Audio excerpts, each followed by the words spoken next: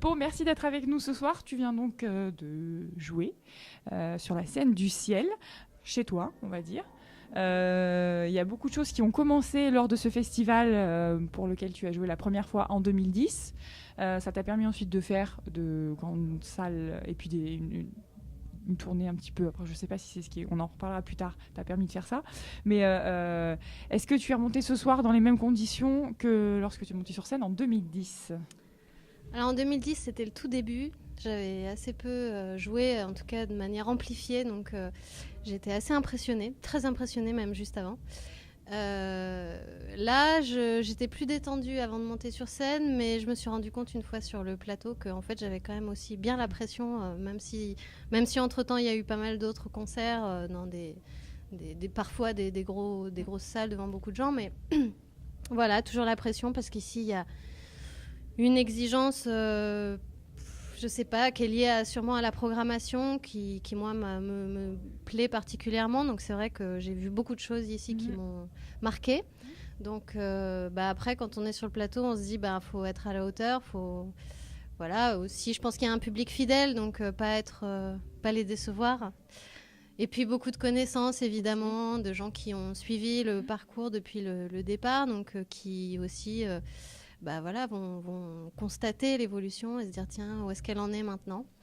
Donc ouais, j'avais pas mal la pression, mais au final, c'est une salle dans laquelle c'est très agréable de jouer, donc je suis contente. Une salle comble ce soir. Oui, ouais. Je sais pas si elle était comble, mais oui, très bien. Voilà, c'était complet. Alors, est-ce que tu peux me donner ton sentiment sur ce festival qui met en avant les artistes féminines ? Est-ce qu'il est nécessaire, d'y avoir un tel festival pour souligner qu'il y a une vraie scène féminine en fait européenne ?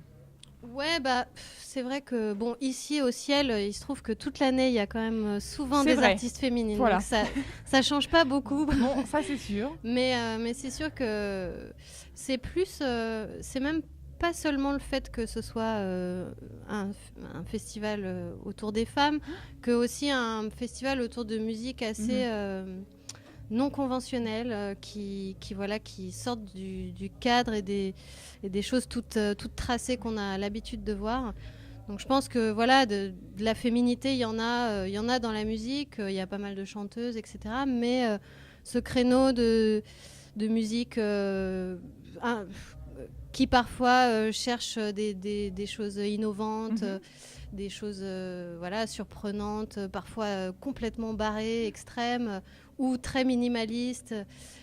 C'est vrai que c'est pas tous les jours qu'on a l'occasion de voir ce type d'artistes. Et puis des artistes qui viennent du monde entier, qu'on n'a pas la chance de voir dans certains festivals qui programment tous les mêmes artistes tout le temps. Là, c'est vraiment beaucoup de découvertes et puis en tant qu'artiste, ça nourrit beaucoup de voir des gens qui ont une identité forte comme ça.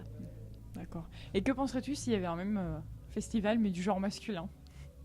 Je suis sûre que ça existe déjà sans le vouloir en fait. Ouais, je pense que ça me plairait aussi. Je pense que c'est pas forcément lié au sexe, à être une femme ou un homme, mais vraiment plus à une démarche artistique de création, de dire on cherche à une identité, un truc personnel et pas forcément à reproduire X fois les mêmes formules.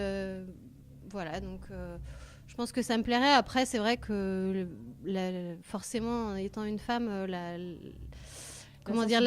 fait d'explorer aussi cet aspect-là d'une personne, ça me touche, quoi. Voilà. Alors, est-ce que tu peux me dire ce qui s'est passé entre la fin des tournées pour Première Mue et puis maintenant, en fait ? Tu t'es un petit peu retirée, d'après ce que j'ai lu, et pour composer. Ouais, alors je me suis retirée et puis en même temps, il y avait quand même toujours un petit peu des concerts en parallèle parce que c'est vrai que quand on a des propositions, on les refuse pas. Je peux pas encore me permettre de dire pendant un an, je bloque complètement les concerts. Donc il y a eu encore quelques super concerts, notamment en première partie de Dominica à l'automne. Là, c'était vraiment très bien.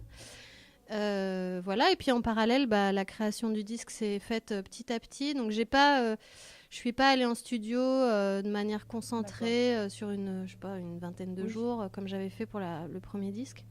Là, on a travaillé avec Daniel Bartoletti, qui avait travaillé sur le premier disque, plus par session, en fait. On se laissait le temps entre chaque période de travail.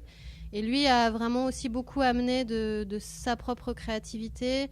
Donc, il y a des morceaux qu'on a composés, des choses qu'on a improvisées ensemble et puis que je me suis réappropriées. Donc, ça a pris du temps, mais c'était bien aussi d'avoir le recul, la possibilité de se dire un mois après, tiens, ce truc-là, en fait, ça fonctionne pas forcément complètement, on va retravailler là-dessus. Et voilà, donc on a bossé chez moi, dans la montagne, vraiment de manière assez paisible, sans trop de pression. Et c'était bien de construire ce disque-là dans ce cadre aussi, qui est le cadre dans lequel je vis. Du coup, c'était assez cohérent quoi, pour l'univers qui dégage. Alors donc tu sors un EP du coup digital, c'est ça, en avril, et puis suivra la sortie de l'album Archipel fin août, le 27 août. Ouais. D'accord. Est-ce que tu as pris le même chemin musical, on va dire, puisqu'on est dans la montagne, on va prendre le chemin musical éclectique. Oui. J'ai pris beaucoup de chemins. Voilà, c'est ça.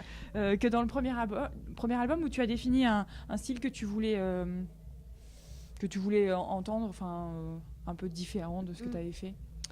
Alors sur le premier disque, j'avais pas d'idée préconçue sur là où je voulais aller. Donc c'est vrai que c'est un disque qui est finalement assez éclectique, même s'il y a la voix qui crée un fil conducteur entre tous les morceaux. Donc il y avait des choses assez rock, des choses assez électro, des choses plus chansons acoustiques. Et pour ce deuxième disque, j'ai plus, je me suis plus posée en me disant parmi toutes les choses que j'ai explorées sur le premier disque, vers quoi j'ai envie d'aller, qu'est-ce qui m'a le plus parlé. Et il se trouve aussi que depuis 2-3 ans, j'écoute pas mal de musique électronique.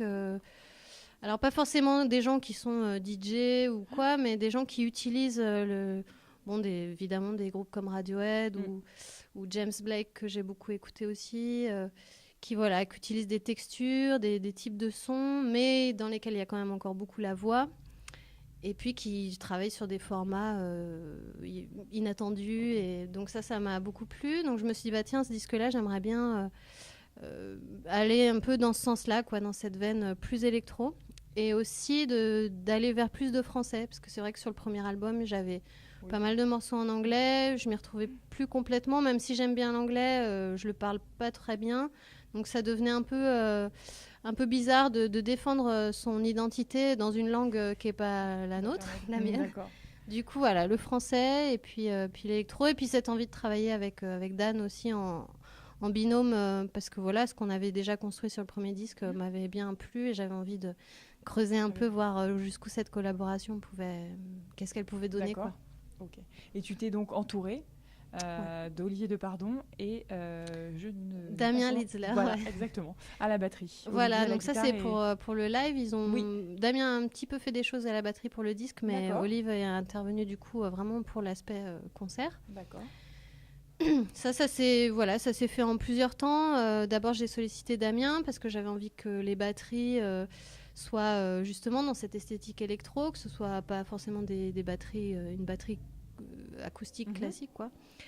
Et puis Damien, c'est vraiment avec son frère dans SZ, ils font aussi pas mal de boucles, de bidouilles, des petits sons. Donc je me suis dit que c'était quelqu'un qui était sans doute ouvert à l'idée de jouer sur une batterie électronique, même s'il l'avait jamais fait. Et effectivement, il se débrouille très bien avec ce nouvel outil. Voilà, donc on a commencé à bosser ensemble et puis on s'est rapidement rendu compte que, du coup, ça rendait le live plus vivant parce que sinon, avant, je lançais beaucoup de séquences, donc c'était beaucoup abstrait, quoi. C'était assez abstrait, l'ordi générait beaucoup de choses. Donc là, d'un seul coup, les parties étaient interprétées par quelqu'un vraiment là sur le plateau. Mais c'était encore pas exactement, c'était pas encore tout à fait ça. Il y avait un truc encore qui fonctionnait pas tout à fait. Et du coup, on a cherché quelqu'un à la guitare. Dan n'était pas disponible, mais il a croisé Olive, qui avait déjà travaillé dans le cadre de Pau, et qui a dit moi je suis dispo. Alors moi j'étais évidemment ravie parce que c'est quelqu'un dont j'aime beaucoup le travail aussi. Et du coup, tout de suite, on s'est rendu compte que ça marchait bien, quoi. La combinaison sa guitare rendait les choses assez vivantes, assez live. Et puis, mais c'est aussi quelqu'un qui bidouille beaucoup, qui est capable avec sa guitare de générer des sons étranges, assez proches de synthé ou de matière sonore. Et c'est vrai que ça, voilà, c'est tout de suite vraiment bien rentré dans les morceaux. Du coup, c'est vrai que le disque sera un peu différent du live. D'accord. Du coup, le live est un peu plus rock, Voilà. va peut-être un peu dans des extrémités, un peu plus dans des extrémités, mais voilà, je trouve ça bien aussi qu'il y ait cette petite différence. Quoi. Ok. Est-ce que tu parles d'évolution entre les deux albums ou de... On peut parler d'évolution musicale ou bien voilà, comment tu définirais le deuxième disque par rapport au premier? Bah, c'est un peu ce que je disais tout à l'heure, qu'il est plus électro en français, plus en français.